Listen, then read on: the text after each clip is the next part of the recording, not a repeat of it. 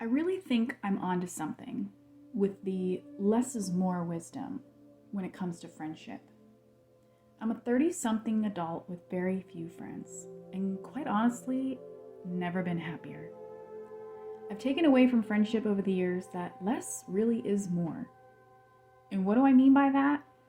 For one, quality over quantity. I've also realized that I don't need to overperform in order to validate the true meaning of friendship. There was certainly a time in my life when I viewed friends as a social lifeline, the same way many view relationships. This landed me in a place surrounded by those I wasn't proud to call my friends, and ultimately I felt worse about myself and just in life in general.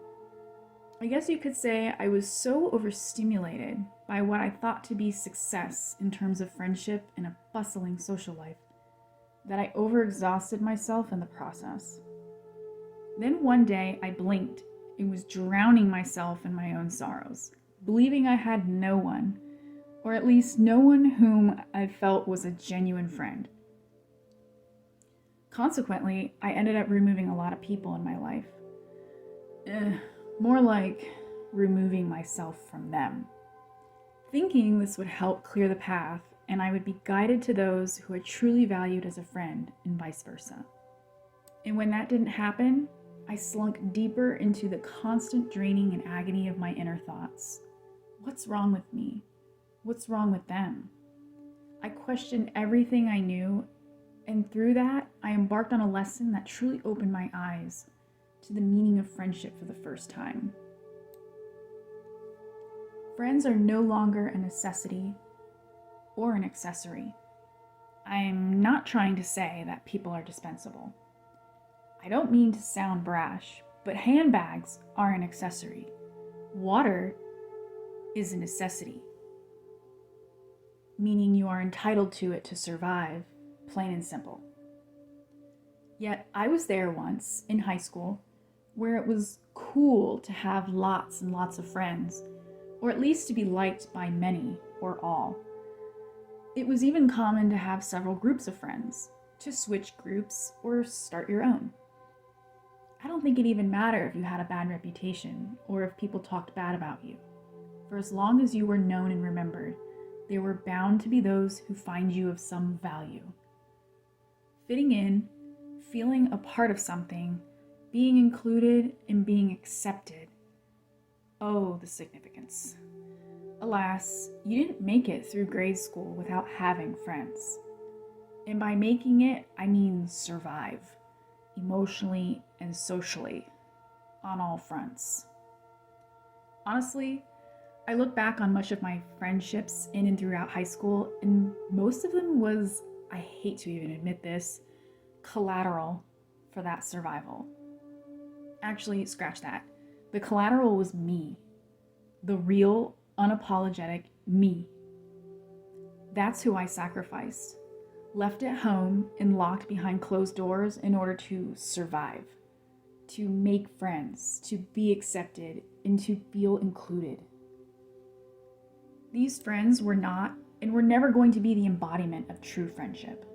Though, of course, I didn't know or think that at the time, and it's not like I didn't have friends I genuinely cared about or liked. I was rather heartbroken by the friendships I valued that in the end ceased once grade school was over. But at the time, I didn't know what it meant to have real friends. How could I? So I carried this over to college, in the workplace, and into my adult life. Many of us do. It took me a long time to learn and accept that friendship, real, genuine friendship, is a privilege, not a necessity. And sadly, high school has proven that for me. The main difference? Well, you treat them differently. When a friendship is a necessity, you either resort to abandoning yourself, your needs, boundaries, who you are, or using others to find yourself, to meet your needs, to your own advantage, without even knowing or realizing it. And yes, we all use others, so there's no room for denial there. But when a friendship is a privilege, there's no sense of entitlement. It becomes less, I deserve this, and more I want this. And when I want it, I value it more for other reasons than for myself. There's more meaning there. And I can easily say that many people who have come and gone in my life have simply been for a need, which is usually temporary. Yep, sounds pretty selfish. But seriously, most friendships are these days. You've probably heard the phrase, friendships are like seasons. Some come and go for a reason, maybe only for a season. Some hibernate for the winter, and some weather out the storms with you. We're all encouraged to see and learn the value in those that stay, because those are the ones who are with you in your individual seasons of change. And that's a freaking privilege. Which brings me to my next point, that friendship seasons are normal. What is a season exactly? Well, think about it. We all go through stuff in our lives. We're not always going to be on the same plane or wavelength as others, especially our friends. For instance, you are now married while your friend is still single. Your priorities involve more than one person, and your time is now focused elsewhere, while your single friend continues spending their time the way they do. This doesn't doom the friendship, but it does and can change it. Whether seasons are adaptable is the bigger question, and not every season will be, at least not to each individual's liking. And that's okay too. Again, say you move out of state for a job, leaving your friendship limited to texts and phone calls now and then. This either strengthens the friendship on a different level or it doesn't. And say, in the end, you move back. If the friendship survives, you will pick up right where you left off. We forget that many friendships often drift due to the simple fact of seasons. Instead, we resort to labeling the falling out of friendships too leniently and loosely. My friend had a baby, which means less time together. We no longer work together, meaning nothing in common. They started a new job, meaning too busy. They're dealing with depression or anxiety, meaning too much negativity. They lost a family member, meaning too much discomfort. They went through a tragedy in their life, meaning I can't help them when I have my own problems. They got a new boyfriend, meaning I'm not the priority.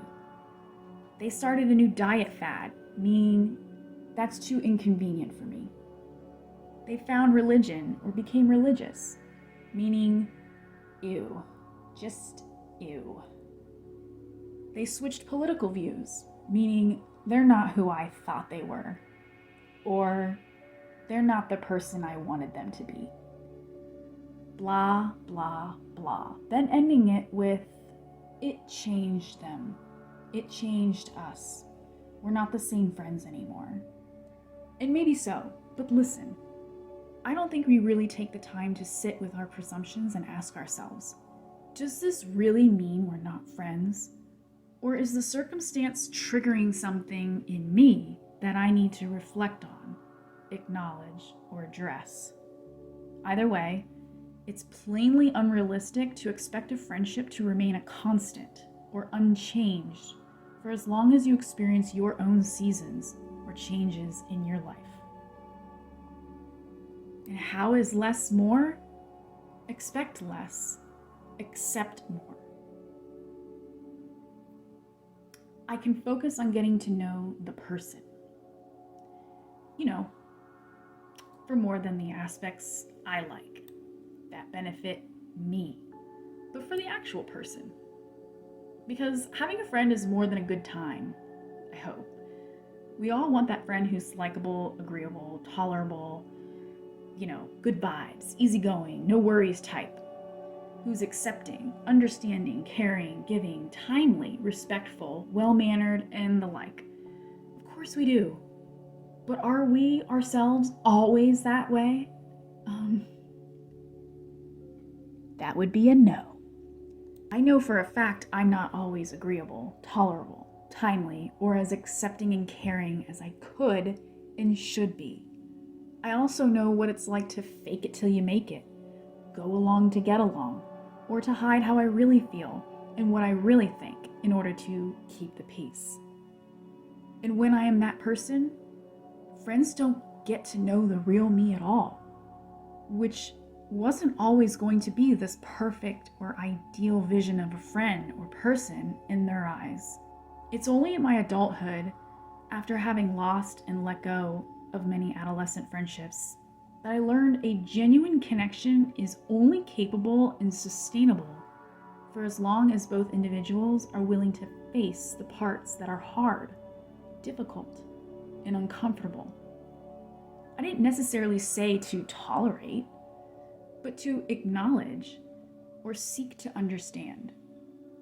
So it really is a matter of getting to know someone, not for what they bring to the table in friendship, and valuing them as their own individual, including the parts that make us uncomfortable.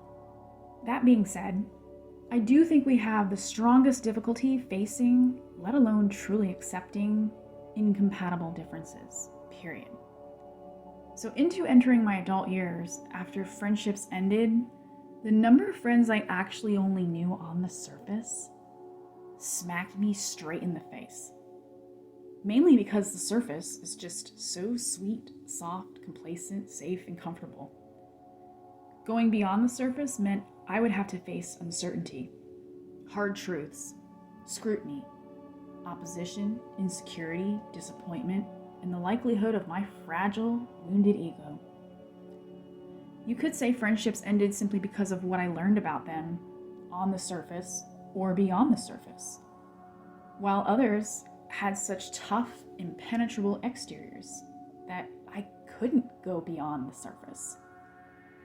Sometimes I feel the easiest answer is that we just expect more of others than we are willing to accept about them. And for many, that is a harsh reality too much to bear, including myself sometimes. So in the case of less is more, how is this so? Well, as an adult with fewer friends, I spent more time getting to know who I am, learning to juggle a lot of self-acceptance, compassion, and forgiveness. Though the whole me journey really has nothing to do with others, it is certainly not the be-all, end-all. Unfortunately, we are partaking in this so-called movement that is all about empathy, love, and light that actually pushes me. And it's taking us down a very broad, self-absorbing path. There's too much focus on the self, bottom line. So at the very least, I can hopefully offer what I gained and learned to others, or my friends. And by getting to know each of them more deeply and uniquely on a level beyond the surface, I can see them as a person for who they are outside of friendship, rather than leaning on what they can provide for me or who I hope them to be. If you found this video helpful, please give it a like, and be sure to subscribe to my channel so you can stay on top of the latest videos.